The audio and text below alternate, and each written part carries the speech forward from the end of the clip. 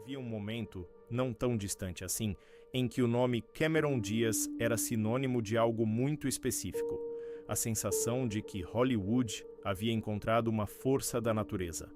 Não apenas uma atriz bonita, não apenas uma estrela de bilheteria, mas alguém que parecia encarnar uma leveza quase impossível de fabricar.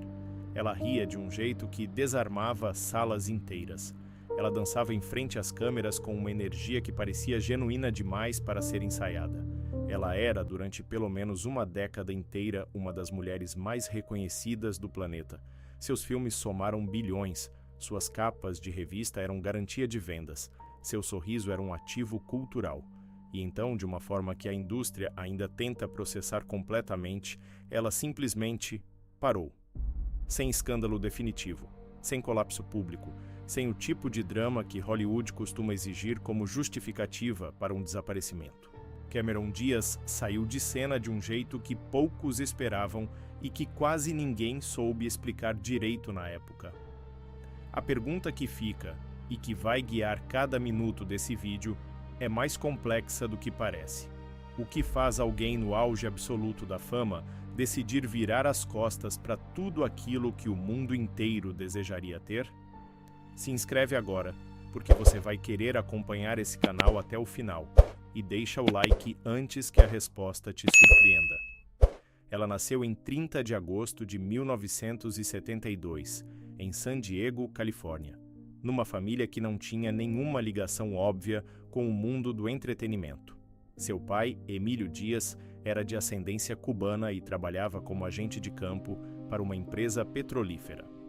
Sua mãe, Billy, tinha raízes inglesas, alemãs e nativas americanas e trabalhava no setor de importação e exportação. Era uma família de classe média, estável, sem a glamour que o sobrenome Diaz mais tarde evocaria em tapetes vermelhos ao redor do mundo.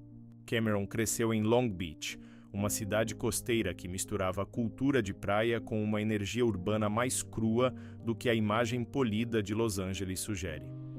Segundo relatos de pessoas que a conheceram nessa época, ela era a garota que não passava despercebida, não porque tentasse chamar a atenção, mas porque simplesmente era difícil ignorá-la.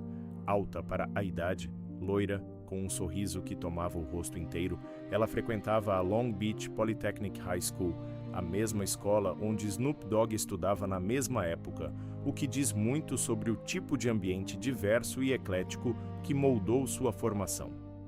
Ela não era, por autodefinição, uma menina de teatro ou de aulas de dança. Não havia um sonho de infância claramente articulado em direção a Hollywood. O que havia era uma inquietação natural, uma energia que precisava de espaço. Aos 16 anos, durante uma festa, ela foi abordada por um fotógrafo que trabalhava com uma agência de modelos. Aquele encontro casual mudaria a trajetória de tudo. Ela assinou com a Elite Model Management e passou os anos seguintes viajando para Japão, Austrália e Europa para trabalhos de moda. Era jovem, estava descobrindo o mundo fora de San Diego e ainda não tinha ideia de que o cinema estava esperando por ela. A virada para o cinema aconteceu de uma forma que parece roteiro de filme, o que é irônico e ao mesmo tempo muito revelador sobre como a indústria funciona.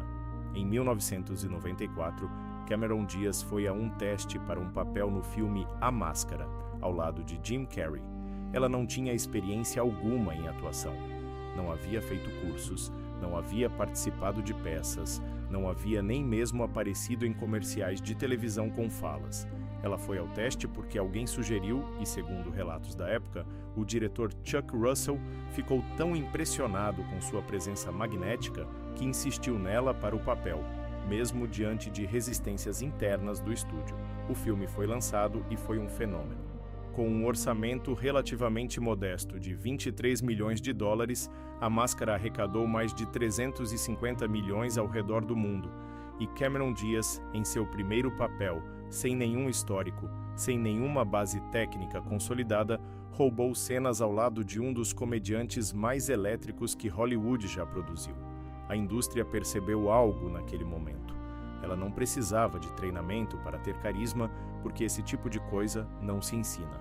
Os anos seguintes foram de construção cuidadosa, ainda que nem sempre parecesse calculada. Ela apareceu em filmes menores, aceitou papéis que não eram de protagonista, foi aprendendo o ofício enquanto trabalhava. Havia uma humildade nesse processo que a indústria, segundo analistas do período, via como um diferencial. Ela não entrou no sistema exigindo estrelas no trailer. Ela entrou aprendendo a andar antes de correr, o que tornaria a sua corrida, quando viesse, ainda mais impressionante. O auge de Cameron Diaz tem uma data bastante precisa, ou pelo menos um intervalo que ninguém discute. De 1998 a 2003, ela foi uma força gravitacional no cinema americano. Em 1998, 4 amigas e um jeans, não, perdão.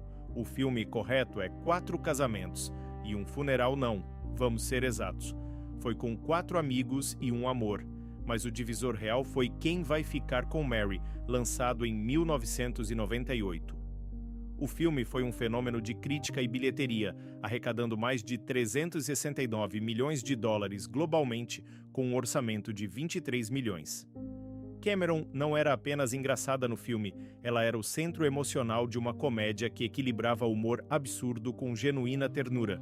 Depois vieram Quero Ser Grande, em 1999, As Panteras também em 2000, que gerou uma franquia inteira, e então Vanilla Sky, onde ela mostrou que conseguia habitar territórios dramáticos com igual competência. Em 2003, chegou Algo sobre Gêmeos, e em 2004, Quero Ser Famosa, ambos confirmando que ela era uma das poucas atrizes de sua geração capaz de transitar entre gêneros sem perder a essência. Ela recebia entre 15 e 20 milhões de dólares por filme em seu auge, um número que a colocava entre os atores mais bem pagos de Hollywood, independentemente de gênero. A indústria via Cameron Diaz como um ativo seguro e, ao mesmo tempo, imprevisível no bom sentido. Ela enchia salas, ela aparecia em capas de revistas. Ela namorava figuras públicas como Justin Timberlake, o que mantinha seu nome em rotação constante na cultura popular. Havia uma sensação de que aquilo era permanente, de que aquela luminosidade tinha combustível infinito. Raramente a indústria estava tão errada sobre alguém. O ponto onde a narrativa começa a mudar de direção não é um único evento dramático. Não houve um escândalo, não houve uma declaração que destruiu uma carreira em tempo real. O que houve foi uma série de fissuras graduais que, em retrospecto, formam um padrão bastante claro. A partir de meados dos anos 2000, Cameron Diaz começou a dar entrevistas em que falava abertamente sobre o esgotamento que a vida pública produzia. Ela descrevia com uma franqueza que a mídia da época frequentemente mal interpretava como frescura de estrela, a sensação de estar sendo consumida por algo maior do que ela conseguia controlar. Havia também a questão dos papéis. Com o passar do tempo, o tipo de personagem que Hollywood continuava oferecendo para ela estava envelhecendo de um jeito que ela, segundo relatos de bastidores, encontrava cada vez mais difícil de habitar com integridade. A comédia romântica como gênero estava em declínio na indústria, e as alternativas que surgiam nem sempre pareciam genuínas extensões de quem ela havia se tornado como artista e como pessoa. Em 2008, ela se envolveu na campanha pela Proposição 8 na Califórnia, que tratava do casamento entre pessoas do mesmo sexo, posicionando-se publicamente contra a medida restritiva. Foi interpretado como um gesto de coragem política, mas também como um sinal de que ela estava mais interessada no mundo fora das câmeras do que dentro delas. Seus filmes nesse período continuavam chegando, mas a frequência diminuía, e o entusiasmo crítico já não era o mesmo. A indústria via isso como um platô, mas talvez fosse, na verdade, uma decisão silenciosa em construção. A queda de Cameron Diaz, se é que se pode chamar assim, não tem a dramaturgia que Hollywood costuma atribuir a esse tipo de narrativa. Não houve um filme que afundou sua reputação de vez, não houve uma crise pública com câmeras perseguindo uma limousine, não houve o tipo de colapso que vira documentário na Netflix 5 anos depois. O que houve foi algo mais silencioso e, de certo modo, mais perturbador para uma indústria que não sabe muito bem como processar o silêncio. Entre 2012 e 2014, seus filmes começaram a receber recepções cada vez mais frias. O Mordomo da Casa Branca, em 2013, foi um sucesso moderado, onde ela aparecia num papel secundário. Uma Bagunça com Classe, em 2014, foi devastada pela crítica. Annie, também de 2014, em que ela interpretava a vilã Miss Hannigan, gerou reações mistas. A indústria começou a questionar, em voz baixa, se o fórmula havia se esgotado. Mas o que talvez seja mais revelador do que qualquer bilheteria é o que começava a acontecer nos bastidores. Segundo relatos de pessoas próximas a ela e entrevistas concedidas anos depois, Cameron Diaz estava travando uma batalha silenciosa com a própria saúde e com o sentido daquilo tudo. Ela falava cada vez menos com a imprensa, aparecia cada vez menos em eventos. E quando aparecia, havia algo diferente no modo como ela se relacionava com aquele universo. Era interpretado por muitos como desinteresse. Talvez fosse, na verdade, autoconsciência. Em 2018, ela falou em um podcast que havia se sentido sobrecarregada por anos, que sua vida havia deixado de ser sua em algum momento que ela não conseguia precisar exatamente, e que o afastamento não havia sido uma fuga, mas uma escolha deliberada de reconstrução. A indústria ouviu aquilo e não soube muito bem o que fazer com essa resposta. Hollywood está acostumada com atores que mentem sobre estar bem, não está acostumada com os que dizem a verdade sobre estar mal. O retorno de Cameron Diaz ao cinema foi anunciado em 2021 de uma forma que gerou uma onda de entusiasmo genuíno nas redes sociais e na imprensa especializada. Ela havia sido escalada para Back in Action, uma comédia de ação da Netflix, ao lado de Jamie Foxx. Para muitos fãs, aquilo soou como uma espécie de ressurreição, a confirmação de que o hiato havia sido exatamente isso, uma pausa e não um encerramento definitivo. A internet celebrou com o tipo de energia nostálgica que a cultura pop reserva para os retornos que parecem improváveis demais para serem verdadeiros. Mas o processo de produção do filme trouxe consigo uma série de complicações que adiaram o projeto por um tempo considerável. Em 2022, Jamie Foxx sofreu um grave problema de saúde que o afastou das filmagens por meses, um episódio que ele descreveu posteriormente como um dos momentos mais sombrios de sua vida. As gravações foram interrompidas, reorganizadas, e o filme, que era para ser um retorno triunfal, transformou-se numa produção marcada por incertezas e atrasos. Quando Back in Action finalmente foi lançado pela Netflix em janeiro de 2025, a recepção foi aquela que a indústria teme mais do que a rejeição aberta, a indiferença moderada.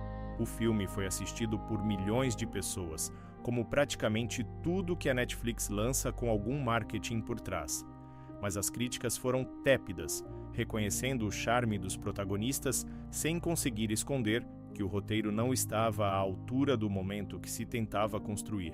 Era um retorno, sim, mas não era o tipo de retorno que reescreve narrativas.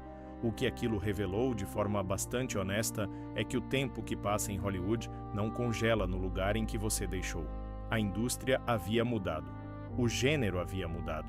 E Cameron Diaz havia mudado também, só que em direções que o formato do filme não conseguia capturar completamente.